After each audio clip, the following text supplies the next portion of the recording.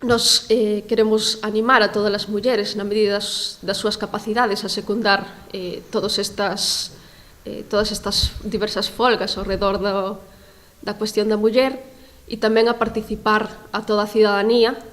nas movilizacións, nas concentracións que teñen lugar na nosa comarca e en outras comarcas ao mesmo tempo. Somos as vítimas dunha brecha salarial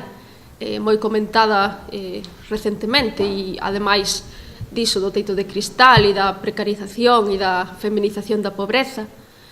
pero non só no ámbito laboral, senón que esta folga tamén inclúe o ámbito estudantil, no que creemos que se siguen transmitindo valores patriarcais que deberían mudarse por outros de diversidade, e tamén no ámbito dos coidados, nos que seguimos asumindo a maior parte das tarefas máis invisibilizadas e que non están remuneradas a día de hoxe.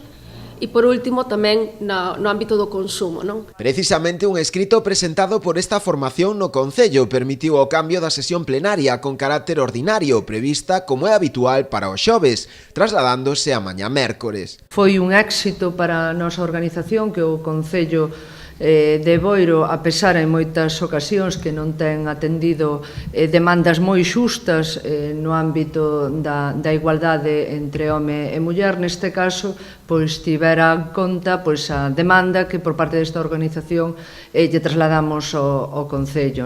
A debate neste pleno irá precisamente unha moción de Boiro Novo solicitando a feminización do actual rueiro municipal, conseguindo así poñerlle nome de muller a máis rúas do Concello. O rueiro do Concello de Boiro hai 35 rúas, desas 35 rúas só unha ten nome de muller, que é a Rúa María Mariño, e que entendemos que é injusto que a estas alturas do ano 2018 pois aínda non teñamos